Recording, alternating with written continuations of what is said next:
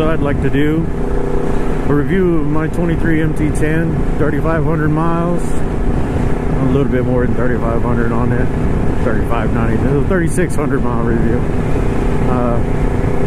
Beautiful Florida morning, 77 degrees, Central Florida. I've had this bike since February. I'll go over what I've done to it. Everything I've enjoyed about this bike. Not much that I haven't, honestly. Very easy to ride. I know it is a bigger bike for smaller people. I'm about 215 pounds. I've ridden, I have a Harley Fat Boy. So compared to that, this bike is very, very light. Very, very nimble. I know it's not as nimble as some Super Sports. It's not as light as, you know, your 600s and your 900s, mt10, things like that. But for an upright leader bike, it is very maneuverable, predictable. It gives you a lot of feedback, which I like. Now I just changed the tires. I had the stock tires on it, which was the S22 Battle Axis. Those wore out about 3,500 miles. So I put the Michelin Road 6s on it, and they're really not scrubbed in yet. So I won't be doing nothing very crazy, but so far I like the feel of them.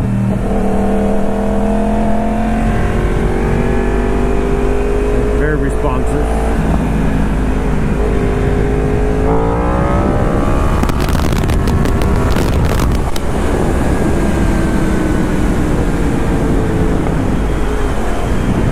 Like I said, I haven't really gotten down low with them yet to see how good they grip, but they're supposed to be dual compound, supposed to be good tires.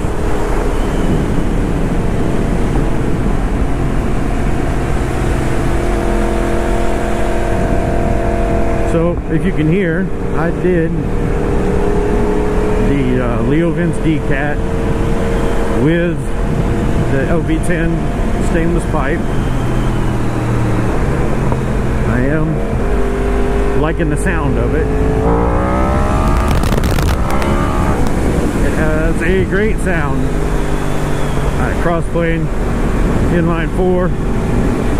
It sings to you. I put 1.5" pullback risers. One of the first things I did, because it just, I'm not a very tall, lanky person. So having that just that little bit back feels really good. Comfort seat. That was a smart move, I think, to anybody that has one of these, because you still get the grip, you still get the sportiness. It's not like you're, you know, putting a Harley touring seat on, but it is about twice as thick in the padding. So as far as comfort goes, much more comfortable.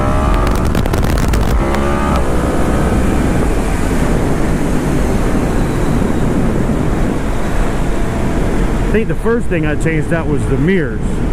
Bar ends were a must, simply because I was on a road and it was early in the morning, still dark out. There's 2 lanes going this way, 2 lanes going this way. I come up to a car, I'm in the far right lane. I looked in the mirrors and I didn't see anything. Of course, all I could really see was my elbow, but I didn't really see anything. So I started to swing out into the other lane, and whoosh, here comes a car flying by me. So I said, nope, time to change the mirrors. So if you buy one of these, I recommend you change the mirrors quick, because it makes a big difference. I don't know if you can see in my mirrors how far back I can see on these, but it does make a big difference.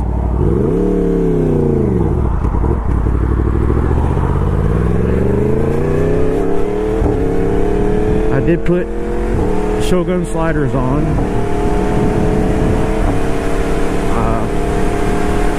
Adjustable shorty flip up levers.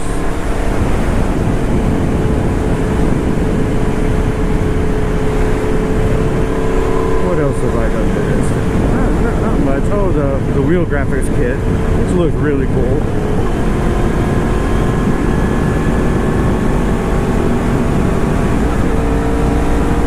But this thing is, acceleration is there when you want it. It's got the torque. Very well balanced if you can't see. I mean, it's true to form.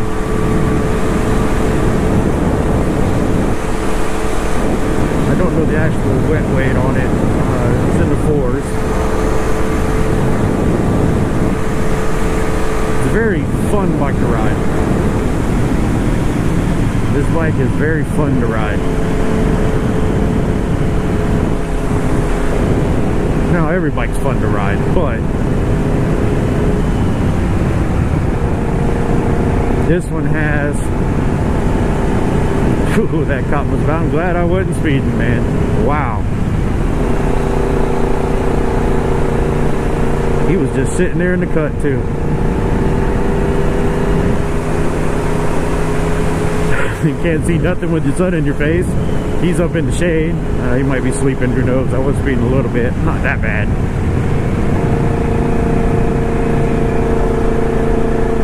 Glad I wasn't, though. If that ain't a sign, I don't know what is. Speed limit's like 45 on this road. I don't know why, but...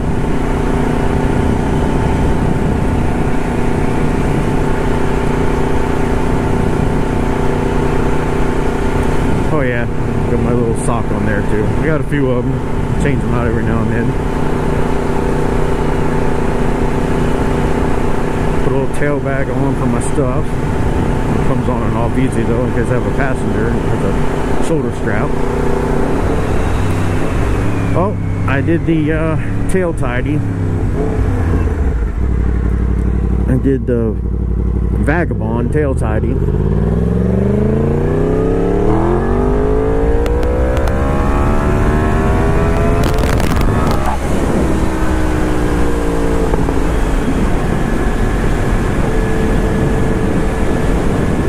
Use the stock lights, so that was great. Matches the front, you know, you don't have to change the lights out. I think that's about it that I've done to this bike so far. Oh, well, of course, DNA air filter, and then I got the full dyno tune. I didn't just get a flash, so it runs nice and smooth, not too rich, not too lean, so the way it's supposed to be. You know, the EPA, how they love to mess with everybody, ruin cars and motorcycles, but there's still ways around it.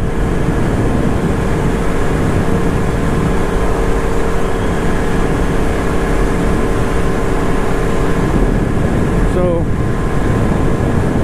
there's not much downside to this bike for the money. I mean, there are some more refined bikes that have some more power in the hyper naked Street Fighter category. You know, you've got your Ducati Street Fighter V2, you know, the Triumph, Speed Triple RS, things like that. Really nice bikes, but very expensive. The maintenance on them is also expensive. Now, I do most of them all my own maintenance, so I mean, that's not a big deal. But like this one here doesn't have valve check till 30-something thousand miles, where you're supposed to do it on the Ducati at 8 and the Speed Triple at 12. That could be a big cost, you know, if you don't know what you're doing. Easy bike to work on. Honestly, it is. You don't have to take fairings off, so that makes it even easier. You've got your full LCD display with all of your different modes and electronics, your 6-axis IMU, inertial measurement unit, that's inside of it, like it's in your phone. It tells you when you're leaning, so it's in cruise control. So if you can't really notice, but I'm going like this, and it's every time I weave, it'll die down a little bit, you know, because it's noticing the difference in the balance. It notices the up, the down, the forward, the back. You can control how much the bike itself will work with you and helping you, how much it will make the bike do things.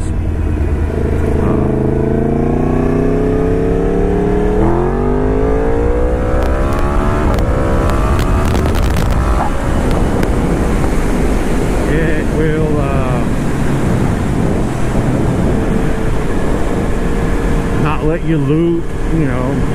It will save you in the corners. There's traction controls at different levels.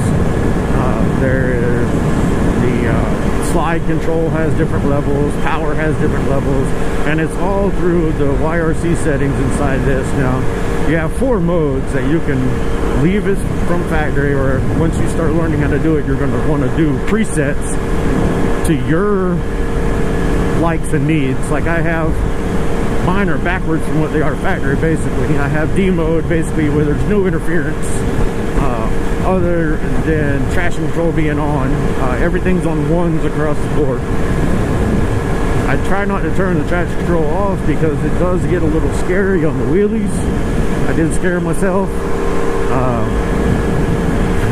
I am 44 with 3 kids and a wife, so I don't really want to die. And it's not been a long time since I've played around on a sport bike that hard. So mostly I'm just riding. I like riding through the country, and you can't tell. No traffic. Florida's traffic everywhere. But one thing about this bike, it is nice in the traffic. You got the quick shifter, auto blipper that comes factory on it. And you probably could tell when I was doing that wheelie back there, I was clicking through the gears really easy, very smooth. Some of them from the factory aren't very smooth, but this one works really good. I probably won't change it unless something happens to it. You can change the track modes. There's so much stuff that you can do on these, you know, on this dash and with the electronics. You can change just, you know, little things like, you know, you have your within the modes as you go, you know, and everything is through this and this. YRC settings are through this. Little wheel over here. And once you learn them, it's pretty easy. I mean, basically, the higher number that's on there, the more interference the bike will have to your fuel and your throttle. So the lower the number, the less interference.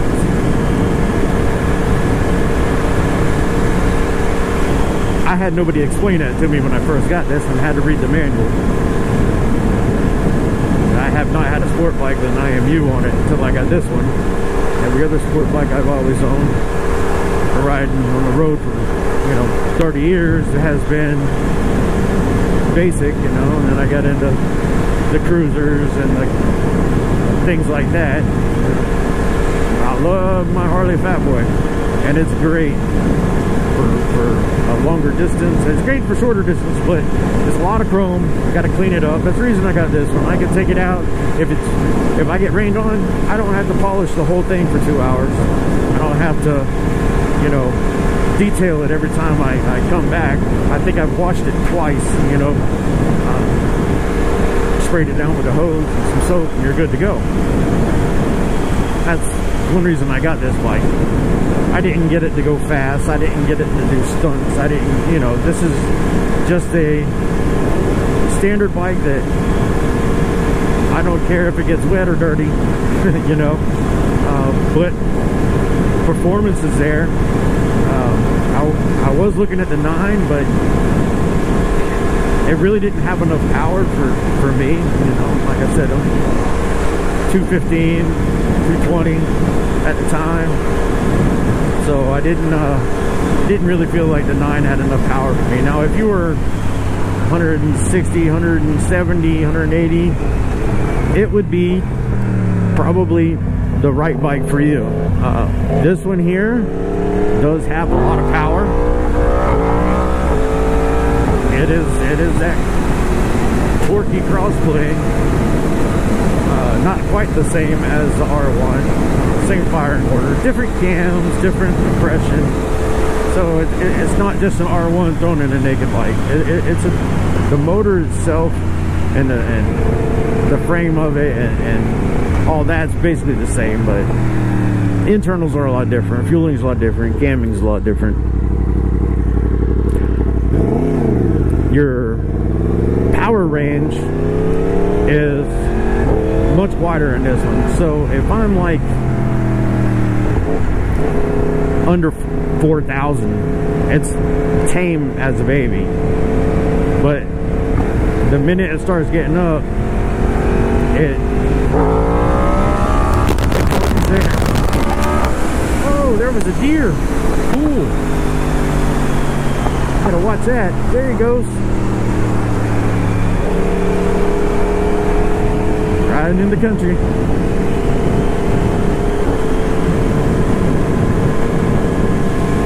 But, you know, at 4, as soon as you get past that, you got the power. It doesn't rev out as high, but it's a very wide range of power there.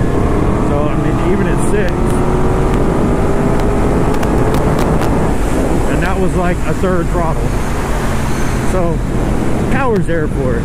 I'm not lacking in the power department on this bike whatsoever. Bumpity bump. Good morning, cows. How are you, gentlemen and ladies, today? I like saying good morning to the cows. My wife thinks I'm funny.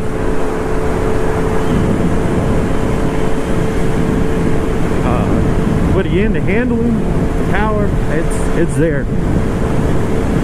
As far as downsides, you could ask for a little bit more out of the brakes depending on how you're riding it. If you're at the track and you're getting on this thing and using more of its potential, I would say, you know, go ahead and spring for a higher end brake pad and see how that does you, and it would probably do you right, because it is a Brembo master cylinder, your Nissan calipers, which Nissan is great. I've never had a problem at a Nissan.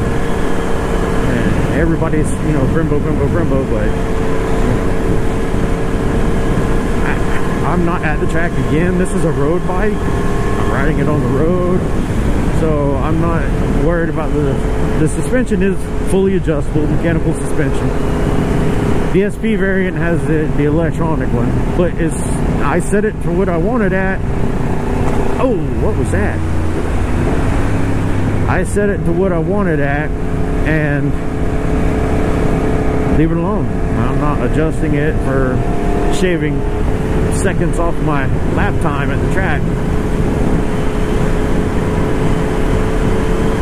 This, as far as an enjoyment bike, you know, this is something that you can enjoy, not something that you're racing or something you're putting through its paces. This bike is great for any experienced rider. Now, when I say experienced, I would not be putting a 19-year-old kid on this bike who's only been riding 2 years. My son has a 660 Triumph Tiger Sport. I wouldn't put him on this bike, and he's not a bad rider. He's not dangerous. He's a good rider. But left to his own devices, this bike is a little bit too much for him. And if you've never had a leader bike, if you've never ridden one for you know, an extended amount of miles, then this bike is not for you. Go with a 9, go with a 7. This bike is not for you. Now, if you're 350 pounds, Oh, look at the train. Hello, train. I like trains.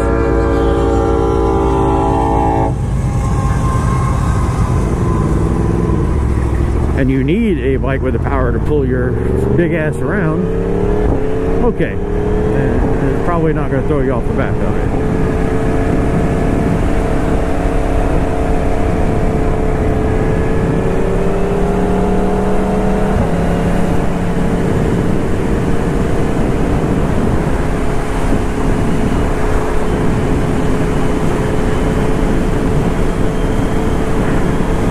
Can't say this bike has surprised me. I was expecting it to, you know, function like a leader bike as far as power delivery, so I didn't get on it and was like, oh shit, this is too much, you know. Again, I've had leader bikes, I have experience, but you can adjust if you're not fully comfortable with running this bike at, you know, like I said, all ones on the setting. You can adjust it to where it'll tame down and it'll be a very easy ride. You don't have to think too much about. And once you start getting up and, you know, putting those paces a little bit, you know, you do have to pay attention and be careful, because it will perform. I've ridden some of the other hybrid nakeds that have a little bit more power than this, stock to stock, of course, and so the Triumph was very defined, very refined. I'm sorry, very refined. Some higher end components as far as, you know, your brakes and your things like that. For road riding, not needed, in my opinion. The thousands of dollars difference, not needed. Same thing with the Ducati. If you're a track guy, if you're that's you, go for it, man. Those already have things on it that you would put on one of these. But bang for the buck, I think this one right here has all of them beat hands down. I don't really like the what's a ZH2, the Kawasaki Naked. Those get very hot from everything that I've seen. If you run it at higher RPMs, they get very hot. Your power deliveries at the higher RPMs on those. Your Street Fighter Ducati has got a lot of similar power delivery as this one, and the Triumph. That's why I was comparing the two of them, and the Triumph being a triple. A lot of the low end torque is delivered throughout the range. Lower than this one, actually, you know, but it doesn't rev as high. So there's that. You know, there's always a trade-off one way or another.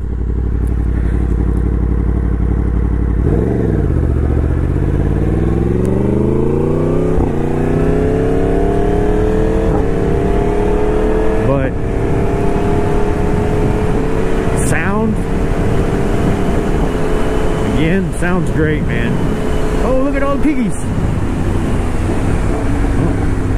Watch out for the curb.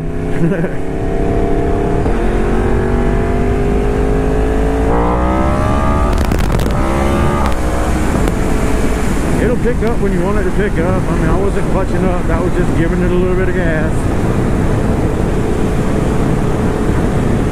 I'm not trying to do no crazy long 2-mile wheelies at 150 miles an hour, so. But little wheelies are fun. Wheelie a day keeps the doctor away, right?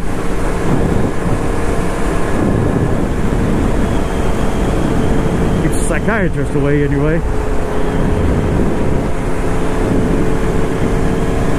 But this thing, I recommend it to anybody with experience, for the money, if you're riding on the road.